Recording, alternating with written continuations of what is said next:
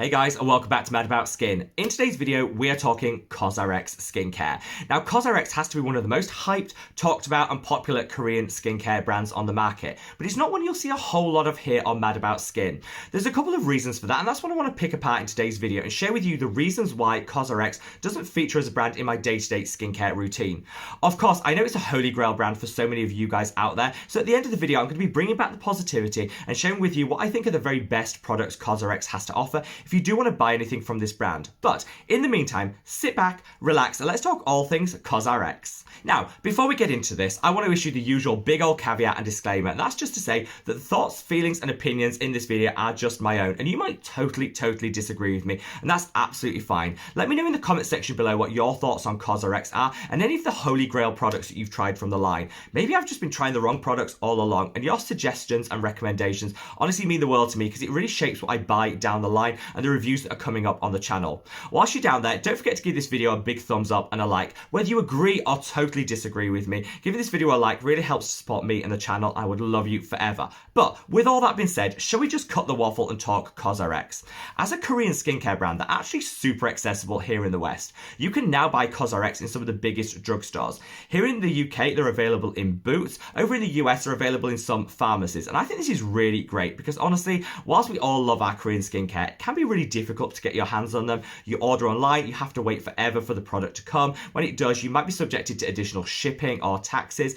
There is something really nice just being able to walk into the store, try a product on the back of your hand and make a purchase there and then. And I really applaud Cosrx for being really accessible, particularly for a Korean skincare brand. I also really like the price point of the Cosrx products. Okay, they're not super drugstore and affordable, but I certainly think they're really well priced for the formulations that they're offering and the results that they're delivering. I think the Cosrx products sit really well alongside some of the other great brands in the drugstore, and they certainly don't stand out as being super overpriced. So with all that being said, and considering so many of you guys say that Cosrx is one of your ride or die favorite Korean skincare brands, you're probably thinking, well, why don't you use it in your day-to-day skincare routine? And there's three main reasons why, which is what I want to discuss in this section of the video. First and foremost, I think Cosrx suffers from what I term the Paula's Choice problem. Now, I coined this term because Paula's Choice are honestly the extreme of this. This is when a brand has so many products to offer that honestly it becomes a bit overwhelming and baffling for us, the consumer. Paula's Choice has hundreds and hundreds of different products, all of them just variations or tweaks on other products within the collection. Some of them are exactly the same formulations, just with different marketing and different labels. It's totally baffling and overwhelming when you come to purchase from the brand, and I personally find it a little bit of a turn off and something that means I don't gravitate towards the brand itself. Whilst Cosrx aren't in the same league as Paula's Choice, if you go onto their website, they have over 100 products, and a lot of them are just duplicates of tiny tweaks on existing products that are already in their collection. I find that the website itself is a little bit baffling, and whilst they've started to break it down by skin type, which I think is a step forward, I still think they have way too many products than they actually need, and it leaves me feeling a little bit overwhelmed, particularly because a lot of the products are just slight tweaks on formulation to ones that they already have. Again, I think it's a little bit confusing to the consumer. It could all just be simplified. Now, a really good example of this is their Snail Essence collection. So Cosrx led the market with the snail mucin as an ingredient when they launched their Snail 97 Power Essence, which took the world by storm. This was a best-selling skincare product, but on the back of this, they launched literally around 15 to 20 other products, which are variations on that. We've got creams, we've got other toners, we've got other essences, we've got hydrators. There's just way too much. Still, the original is the best from that collection, and again, there's just too much choice. I'm all in favour of offering the consumer choice, but I think sometimes that brands can go into overdrive, and it just ends up turning us off and looks more like a cash grab than actually a meaningful difference that's really delivering choice to us, the consumer. And this is kind of the main reason why I don't purchase from Cosrx. There's so many other great brands that I love to choose from, and when I go onto the Cosrx website, I just feel instantly overwhelmed, and I just find myself clicking off straight away rather than really exploring what the brand has to offer. Another reason why I don't reach for Cosrx in my day-to-day skincare routine is because I think as a brand, they put an awful lot of focus on toners at the expense of some of the other types of delivery mechanism. Let me explain that a little bit further. If you look at Cosrx and their new launches, they always launch with the toner first, and then they might follow down the line with a serum or with a cream from that same line. They're definitely all about the toning step, and honestly, I think they have the best products from Cosrx are their toners. So clearly they're doing something right. However, for me, I'm not someone that likes to use toner after toner after toner in my skincare routine. I like to mix it up. I like different textures. I like to start with a really creamy cleanser, move on to a watery toner, then to a really rich serum and a gorgeous cream cream to finish. I find it a little bit boring if all of the textures from the products I choose are the same, and this is why I don't reach for Cosrx a whole lot, because I think their focus seems primarily to be on the toners. I'll usually reach for at least one toner in a skincare routine, but I've kind of already got my ride or die holy grail favourites, which I captured in a recent video, which I'll leave a link to up there. So there's not a whole lot of space to incorporate other products from Cosrx.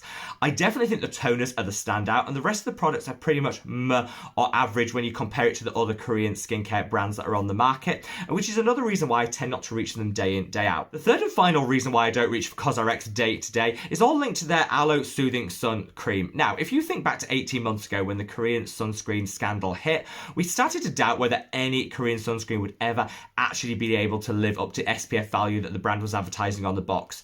Fortunately, we've moved past that. There's been so much third-party testing and verification done on Korean sunscreens, and a lot of them do live up to the SPF value that the brands are advertising, and I'm so pleased about that, because I really think, whilst we all proceeded with caution when it came to Korean sunscreens, I think we can look past that and restart enjoying some of our favourite gorgeously elegant Korean sunscreens again. Cosrx was never implicated in the original Korean sunscreen scandal, but around 6 months ago, their Australian division, which is a franchisee, so separate to the main brand, did come out with a statement saying that they didn't believe that the Aloe Soothing Sun Cream actually lived up to the SPF of 50+, which the brand claimed. It was something in the region of around an SPF of 38. To be honest, an SPF of 38 isn't that bad, but it's not what the brand were promising. Cosrx came back and said, this isn't true, ignore that, nothing to see here, we'll do some testing, and then went radio silent. Around 3 months after that, they did release some limiting testing which showed that the product did deliver an SPF of 50+, and said, there you go, nothing to see here. Whilst I am inclined to believe the testing which the Cosrx brand themselves had put out showing it was delivering an SPF of 50+, I thought that the way they went about it, rather than saying, just dismissing what was said by one of their divisions and franchisees, and then kind of waiting quite a long time to release their own testing, left me feeling a little bit cold towards the brand, which is why I took a pause from them. And I guess I've just never really picked up with the brand again. That's not to say that I won't start reaching for them in the future, because honestly, they've released their testing, and I think that should be applauded, and we can definitely have confidence in that sunscreen. I just think at the time, the way they behaved around it left me feeling a bit meh towards the brand, which is why I really just haven't picked up purchasing from them again. Now, you guys might be thinking, oh, he's talking a load of old rot. Who cares if they have too many products? I'm all about consumer choice. You might think, you know what, I don't care how they handled the sunscreen scandal, providing it actually was verified in the end, that's all that matters. And you might be a lover of toners and you cannot get enough of toner after toner after toner in your skincare routine. Sound off in the comment section below, because I'm actually open to criticism, and this, like I said, is just my personal thoughts and feelings. I do want to end on a positive and share with you 4 products from Cosrx that I actually think are really, really good. And if you're new to the brand, you might want to try first. First and foremost is this. This is the Ultimate Nourishing Rice Spa Mask. This I love. It's calming, it's soothing, it feels luxurious on the skin, and if you've got a little bit of redness and irritation in your skin, this will calm it down like that. You can use it as a moisturizer, which is what I do, because I have pretty oily and acne prone skin anyway, so I'll just use it as my standard moisturizer, a really thin layer. If you have very dry skin, you might want to pack this on in a much thicker layer, and you can use it as an overnight sleeping mask, and honestly, you'll wake up with beautifully hydrated, baby soft skin. Definitely a ding ding ding winner from Cosrx. Also, I'm going to call out their acne pimple patches.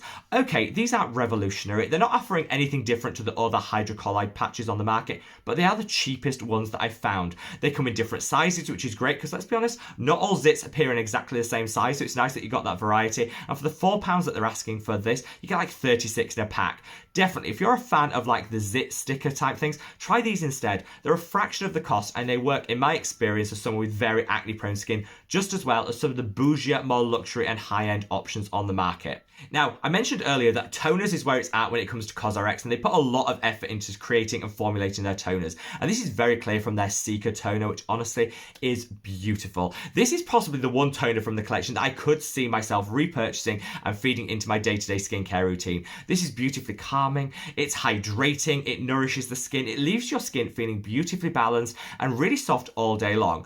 Crucially, it doesn't clog the skin, it doesn't make you feel greasy like some toners toners can, and I think this is an absolutely beautiful option. If you're looking to rebalance the skin after a particularly strong exfoliation, such as with the ordinary peeling solution, and you just want to neutralize everything, calm everything down, this is probably the product that I would reach for. I know Danny, who's one of the original subscribers to Mad About Skin, is honestly in love with this product, which is why I'm really tempted to put one on order and give it a second chance, because I think it's one of those products that if you suffer from a little bit of dryness to the skin, maybe a little redness or sensitivity, could turn it all down and would be your absolute best friend. Finally, I want to talk their ceramide hand cream. Now, this is rare on the channel because I think hand creams are a big con. Just use your standard moisturizer. You don't actually need a separate hand cream. However, if you're looking for something discreet and small that you can pop in your handbag to use through the day that actually delivers some meaningful hydration and will leave your hands beautifully soft, this is the one for you.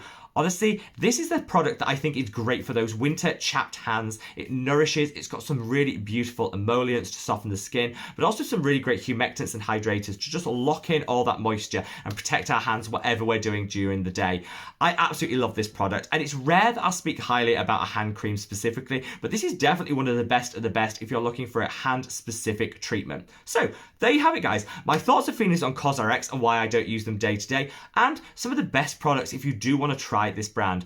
Honestly, I'm always leading with an open mind when it comes to skincare, and I absolutely will be including some Cosrx into my skincare routine down the line, and I always keep an eye out for some of their newer launches. But I would love to know what your ride or die favourites from Cosrx are, so sound off in the comment section below, because honestly, I love your recommendations and suggestions. Wherever you are in the world, guys, stay safe, stay well, and love your skin. Take care. Bye.